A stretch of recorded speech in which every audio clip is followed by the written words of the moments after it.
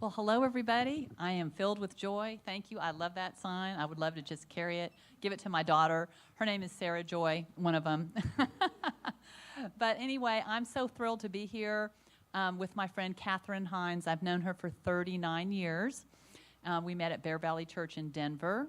And she lived 16 years in her adult life as an accountant and had a plush job.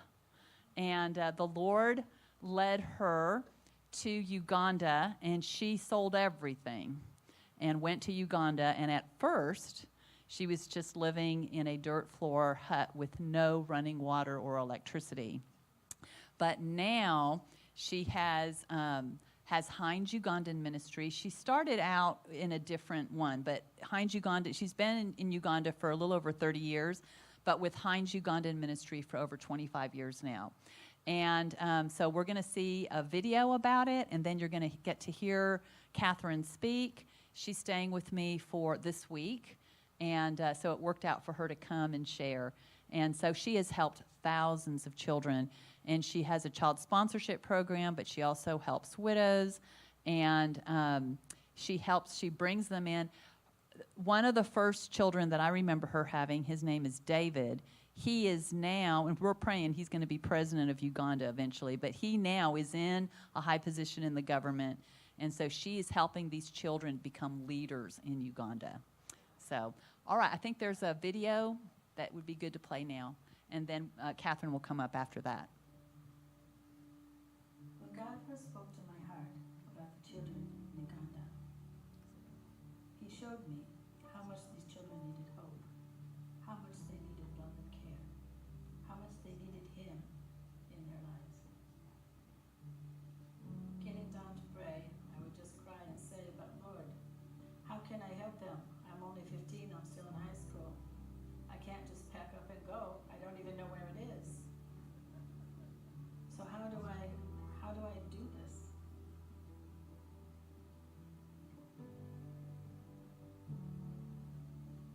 In Uganda, I see every day families struggle to take children to school, to take children to medical facilities, to see that these children achieve something in life.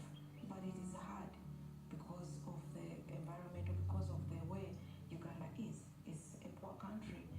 Parents struggle. Not everyone goes to school, and not everyone has income to send their children to school. In all the districts we go to in the country, people are suffering to take their children to school.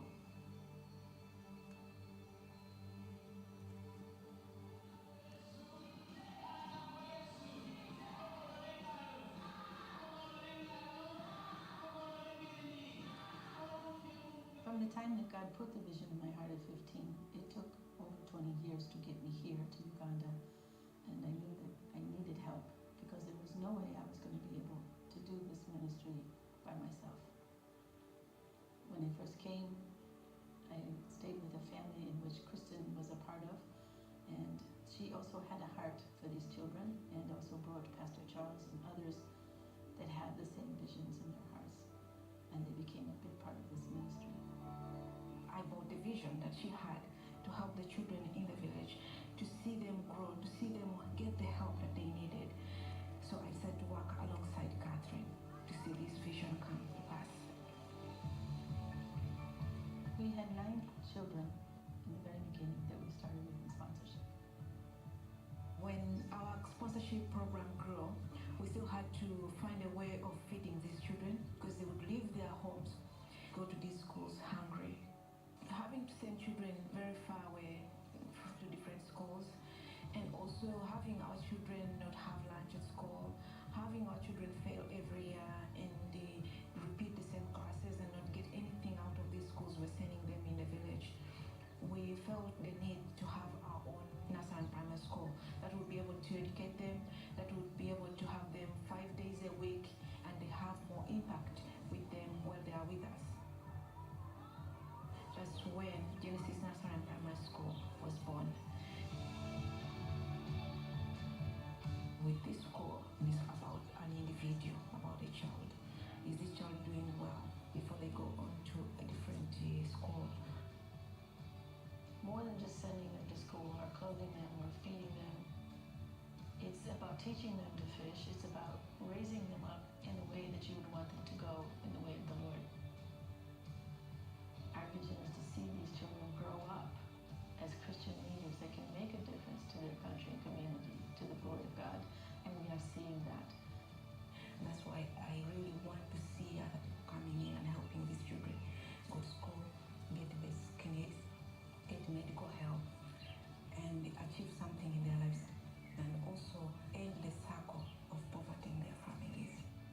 Because now they can go back into the community and serve their community and also be able to help their families and also be able to help their children, not to have the same problem that they had before.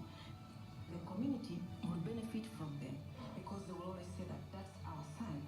Just like Hines would be saying, that's our child. That's the investment that we give to these children, and we want to see them prosper. And their lives are totally changed and will be forever. And they are changing other people's lives. It doesn't stop there. They are reaching out to others. There's no greater joy than seeing the children's lives change. It's such a blessing. I never knew that giving up what I had on that side of the world, which to me is nothing now, and coming this way was going to be such a blessing.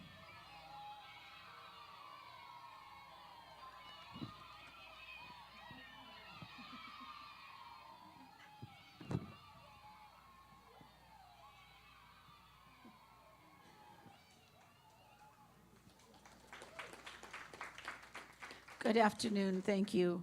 It's a pleasure to be here and to be able to have a chance to share with you what's always in my heart that God put there, and that's Uganda. And anybody who's been there knows it. It's a lovely place to visit. It's called the Pearl of Africa, and it is a beautiful place. But more than that, the people there just seem to be humble and loving and kind. But they're not all Christians, but they are very usually outreaching, opening up their homes. Even the Muslims, even the witch doctors, they'll open their home to you to come in and talk. So it's kind of interesting to see how it's different from our country where we don't even know our neighbor. So it's a lot of times, and it's very, very welcoming to me to have such a place to live, and I give thanks to God for calling me there. He actually called me there when I was 15 years old. I had just been a Christian about 6 months, and I didn't grow up in a church. I came to know the Lord through Billy Graham, watching him on TV, got on my knees in my sitting room, not my sitting room, but my parents' sitting room. I guess they call it a living room at that time, different countries. And we would call it a sitting room in Uganda. But I was just so touched, and I just gave my life to Christ that day, and my life changed. And God got me to Uganda. 15, I was like, really? No, there's just no way, as you heard me in the video. But he did. And it took a lot to get me there, because I didn't go till I was almost 38 years old, but I did. And I'm now 68, so I have been there 30 years. But I've enjoyed every bit of it. There's been a lot of tears, too, and a lot of hard times. You know, it's not easy if you lose a child or you lose someone you care about. We've had a lot of different things we've worked with, including widows ministry, which included other women, and sometimes men would come, too, because they just wanted to be taught. But we are thankful for all that God has done. One of the verses God gave me was James 1:22. Do not merely listen to the word and so deceive yourselves. Do what it says. In other words, be obedient. And sometimes being obedient is not a simple thing. And he asks you to go to another country, just leave the rest behind. That's kind of hard to do. And but I thank God he gave me the heart to do it and the spirit to do it, living inside of me, and took good care of me every step of the way. I had to trust him. I had to step out in faith. And it's not an easy thing to do, but when he says surrender all, he means it. And it's a hard thing for us to do, especially here in America, I think, more so than in Uganda. I did. I stepped out in faith. I went, and my heart never left there. And I went back. I stayed in 3 different places. The first time I went in 1994, June. And I stayed in this village called Kamankoli near Mbale, Uganda. I also stayed in Fort Portal on the other side of Uganda near the DR Congo. And I stayed in Katwe, which is the big slums of Uganda, in Kampala, the capital city. But my heart stayed in Kamankoli. It was a village at that time. It just became a town last year. So we are now a town. And I was just trying hard to listen to whatever God wanted me to do. I mean, I get there. I mean, it's not like God just put this big plan in my head. You know, and vision was to help the children. I knew that much. He wanted me to help the children. He told me they needed love, they needed care, they needed nurturing, that they weren't getting what they needed. And as I got there, I found that true. A lot of times you found the older kids are raising the younger kids. And it wasn't because their parents didn't care. A lot of them, their parents were dead, or they were sick, or they just weren't present because of their lives. And I think from the time of all the wars between Obote I, Idi Amin, and Obote II, and others, all these bad leaders, I think people kind of grew up without any love or care or really understanding what it is to have children and care for them. And that's where God put my heart. Okay, be a mom. Okay, I think I can do this. My parents were loving and kind, and I was very thankful for that. And James 1:27 tells us that religion that God considers pure and perfect is this: one that reaches out to orphans and widows in their distress and keeps oneself pure before the world. And I came to really understand that verse living in Uganda, more so than before I went. It was always touching my heart. But going there to reach out to orphans and widows. But there's another one called a vulnerable child. And we have more vulnerable children there than we do orphans, but there still are orphans too. But these children really need help. A lot of them don't have a father. The father's either dead or he's abandoned them. Some of them have both parents abandoned them, and they're living with a grandparent or an aunt and uncle or something like that. And you find they've not received that hope and love they need from a parent, encouraging them. You know, no one to send them to school, no one to really matter. Go work in the gardens, do this. And that was their way of life. Well, I also learned that keeping oneself pure before the world was a very important thing too. We had to be examples. We have to be the utmost example. Utmost for his highest is, what was his name, Oswald Chambers, or who wrote that song, that book, I mean. And you have to be, they're watching everything. You know, children watch everything, and they learn from that. And it's not different in any country. It's the same all over the world. Children will learn what they see. And if you're doing something wrong, they're going to do something wrong. So you have to be really careful. And I think that's what this verse meant. Keep oneself pure before the world. So that was also very important to me, and a real lesson, because every time I made a mistake or did something wrong, uh-oh. Well, Mom, you did it. Oh, no, it doesn't mean it's okay. So well, you did it. So it's like you learn, you can't do it, period. End of story, right? So those were some of the verses that God gave me in the beginning. And then another one was John 16:33. In this world you will have troubles. If it were not so, I would not have told you. But take heart, I have overcome the world. That's what Jesus told us. I have overcome the world. He has the victory. There's some joy there. And the joy of the Lord is our strength. That's another one of my verses I like. That it comes out of Nehemiah 8:10. But okay, now it's like, where do I begin, Lord? Where do I begin with all of this? Now we've started a ministry called Hines Uganda Ministries. What do I do? You know, that was after the first 4 years doing evangelizing, church planting, and that kind of stuff. So I started with well, I'd already had a children's home because I'd already been taking children in, but didn't know I was doing it illegally. But found out later when they started getting more tough on those things. And yes, David was my first child. I took him in at 4, and 2 weeks later he turned 5. He's now 35. He works for Ministry of Internal Affairs, and he's like second in command. which is also where the NGO offices are. That helped me a lot.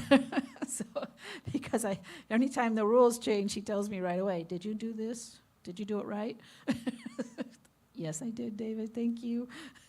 But we had to come up with a way to help these children, to reach out with them with love, but also to be teaching them about Jesus. They need to know Jesus, because that's the greatest love you're ever going to find. And his love is there for us. So I began to do a Saturday Sunday school. Had just a handful of kids, but it turned into, nowadays it's up to about 1,200 average on Saturday mornings of kids. And it became Awana, where they memorize scriptures, but it's not exactly like your Awana here. It's kind of a mixture between the Saturday Sunday school and this Awana. And the Saturday Sunday school came from a guy, Billy Wilson, who lives in Brooklyn, New York, and runs a Mission to America. It's a very wonderful mission.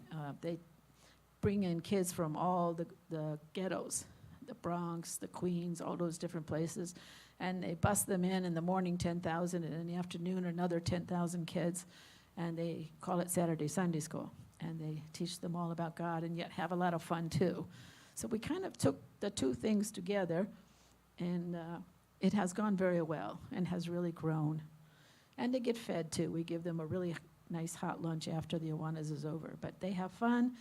They're learning about Jesus, and it has been a big help. I've heard many of them tell me as they've grown up that Awana was a big impression, Mom. So that was great. And we have a children's home. It's an official children's home now with 28 children currently, but I've already raised 42. And I'm the mom there, but there's 4 other house nannies that work with me. So that's who's with them right now. We decided on a Christian primary school called Genesis Nursery Primary School. Start with them from the age of 3 or 4, and they go up to P7. The 7th grade is the last year of elementary or primary school. And then from there, they go to high school. And there's something that came out of that. Not only are they learning about Jesus there with the Christian curriculum, they're also learning more academics. And they're all getting top grades. And it's like, okay, I guess all of these are going to be going to university in the future. So we're like, we had 41 come out last year, and this year we have 27. So it's a lot of children that, that's sponsored children, and children from the children's home who are also sponsored. So it was to create a firm foundation. We called it Genesis because it's the beginning. We wanted to put Christ in their life at a young age and begin growing them in the Lord, in the Bible, in his word, and see them grow up. Because our goal is to raise Christian leaders to the glory of God, to raise them up to be leaders that can make a difference to their community, their country, and do it to the glory of God. And we are seeing that. I mean, I've already raised over 1,000 kids in sponsorship. And by the way, I'm not alone. There's 78 employees there. So between teachers and the medical clinic that has medical people and so forth, we have social workers, all kinds of things. But there's a lot of people helping me. I'm not doing this alone. God made sure I had plenty of people helping. And we are seeing that. It is so exciting to see. We have doctors, we have dentists, we have one dentist, we have a second one that's going to be done in a year. Lots of nurses, lots of teachers. We have like 6 teachers working in our primary school that came out of our sponsorship program, and they're all born-again Christians, so they're the type of teachers we're looking for. And then, so education was an important part of being leaders too. Giving them all of the discipleship, training in Christ, making sure they really know Christ, and then also making sure they have good education and good values and morals, teaching them a lot of different things. And we've done that, and God has helped us to be successful. With his help, you can do anything. I'm telling you, it's true. And he never leaves you, never forsakes you. He's always there, and you can trust that. You can trust that. So then persevering, like I said, you have to persevere through all this stuff, but you'll have problems, yes, but trust me, if God is with you, who can be against you? The devil can try, but he ain't going to win. God's got the victory. joy. And that joy comes when we obey God. There are blessings, many blessings. Nehemiah 8:10 says, "Go and enjoy choice food and sweet drinks, and send some to those who have nothing prepared. The day is holy, holy to our Lord. Do not grieve, for the Lord your God is the joy and the source of your strength." So when I read that, I think, wow, the joy of the Lord is my strength. And I always wonder where I get my strength from. So I said, how come I always have so much ready to go, so much energy? It comes from the Lord. It comes from Jesus. And knowing what he's done for us. So talk about blessings, talk about joy. God can give you that, and serving him full time will do that. It just takes stepping out in faith. It takes trust in God, and it takes just leaning on him, letting him be the Lord of your life. So that comes to another thing you have to do when you're serving the Lord. You have to die to self every day, every moment. You cannot let it be about you. It has to be what he wants. It has to be about him. And then you'll find your ministry will really go far. And I never expected it to go where it has. And I give thanks to God, and I praise him for it, because he's really done so much through me and through the leaders that we have working for us. Consider it pure joy, my brothers and sisters, whenever you face trials of many kinds, because you know that the testing of your faith produces perseverance. Let the perseverance finish its work, so that you may be mature and complete, not lacking anything. That's James 1:2-4. Just always remember, I'm sharing with you about these children. We have seen tremendous changes in a lot of children. We've had blind children. We've had some with disabilities. We've had some that had sickle cell. We still have some that have sickle cell. We have some that have had other problems. Some are HIV positive. We try to really help as many as we can. And they are doing well. We have 2 blind kids that have finished their schooling, and they are now teaching the other blind. And I just think that's incredible. We have a lady who started as a young girl who had club feet and hands so bad she can't even scoot. So she's in a wheelchair we had built for her special through the money the sponsor gave. And she draws pictures like Johnny Erson Tada with her mouth with a pencil, because she has no use of her arms or her hands or anything. And she's too old, they can't do anything about it. But you know what? She loves Jesus. She can talk. She knows English very well, even because that's their official language. But she knows her own language too very well. But she is just a joy. She just really shines for the Lord. So it's so fun to see her. And I just love being around her. She likes to sing too. So let me just tell you that it's just wonderful to see what God can do. Just believe in him. Have faith. Trust him. Be willing to step out. Die to yourself. He's in control. He's got it. God bless you. That was beautiful. Thank you. Did you know you have a sparkle right there on your cheek? No. Yeah, when you were speaking, you could see the light coming off of it. Yeah, that was great. Thank you, Katherine.